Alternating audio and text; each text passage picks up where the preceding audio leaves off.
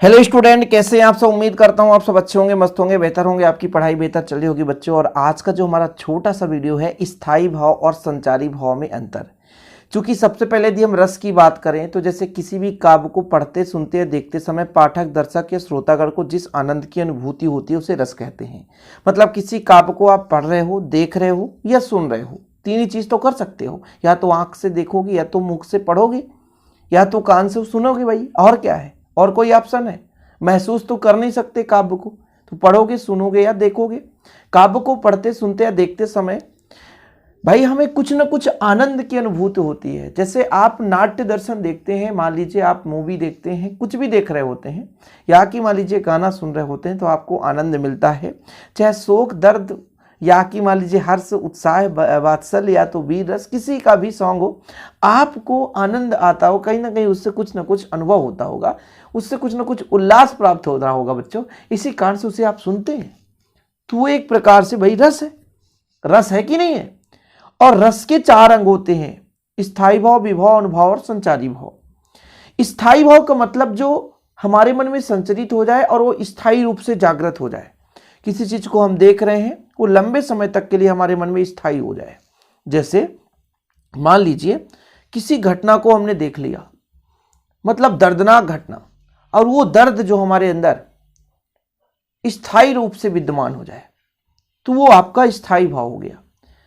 संचारी भाव मतलब जैसे कि किसी एक अजनबी व्यक्ति को देखो और बढ़िया सुंदर सा है, तो संचरित होगा कि काश मेरा भाई भी ऐसा होता, या काश मेरी बहन भी ऐसी सुंदर होती। तो अंदर संचरित होगी मन में थोड़ी से, और फिर वो भाव खत्म हो जाएगा। क्यों? क्योंकि भाई वो रियलिटी में नहीं है ना वो चीज। समझ रहे ना बात को, कि वो भाई साहब वो रियलिटी में नहीं है। हम किसी दूसरे को देख करके अपने मन में थोड़ा सा एक छोटा सा भाव ला रहे हैं कि काश मेरी बहन भी इतनी सुंदर होती है, काश मेरा भाई भी इतना अच्छा होता। ऐसा किसी दूसरे को देखकर ऐसा हम रियलाइज कर सकते हैं ना, कंपेयर। तो अल्प समय के लिए हमारे मन में आकर के वो चला जाए, मतलब चित्त में, हमारे मन में अस्थिर मनोविकार जो भी होगा, मतलब अल्प समय के लिए आए और वो चला जाए, संचरित होकर के निकल जाए। यदि हमारे मन में चित्त में आए, वो स्थायी हो गया, मतलब लंबे समय के लिए हमारे मन में दर्दनाक घटना हमने देख लिया, एक्सीडेंट किसी का देख लिया, वो जो दुख है आपके परिवार में किसी का हो गया, मान लीजिए सपोज दैट, तो वो दुख है वो लंबे समय तक नहीं हो जाता, अनहोनी घटना घटित हो जाता है, तो लंबे समय तक वो दुख बन जाता है, स्थायी रूप से विद्यमान हमारे मन में हो गया। लेकिन कोई अचानक कोई व्यक्ति आया, थोड़ा सा अच्छा था, तो उसको हम कंपेयर करने लगे, काश हम भी इतना सुंदर होते। लेकिन क्या, चलो छोड़ो यार, जो है नहीं तो उसे क्या परेशानी। तो ये स्थायी भाव और संचारी भाव में डिफरेंस है। स्थायी भाव नष्ट नहीं होता है, बल्कि लंबे समय तक बना रहता है। और संचारी भाव भाई पानी के बुलबुले की भांति है, बुलबुला आया समाप्त हो गया, बुलबुला हुआ समाप्त हो गया। और स्थायी भाव प्रत्येक रस का नियत रहता है, फिक्स रहता है।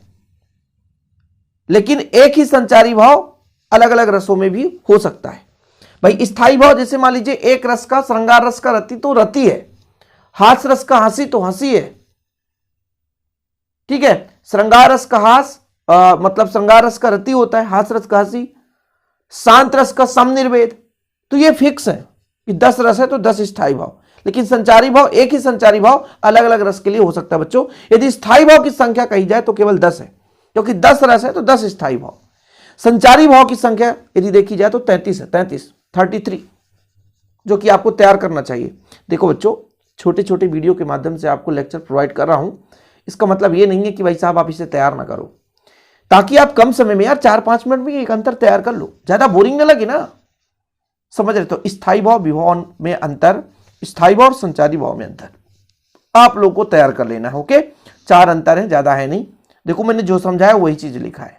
पहला नंबर देखो, पहला नंबर देख सकते हो आप लोग, आश्रय के चित्त में उत्पन्न होने वाले स्थिर मनोविकार को स्थायी भाव, और भैया अस्थिर मनोविकार है, अल्प समय के लिए अस्थिर है, तो वो संचारी भाव। स्थायी भाव उत्पन्न होकर नष्ट नहीं होते, अंत तक बने रहते हैं, और ये भाई बुलबुले के समान है, तुरंत बने और नष्ट हो गए।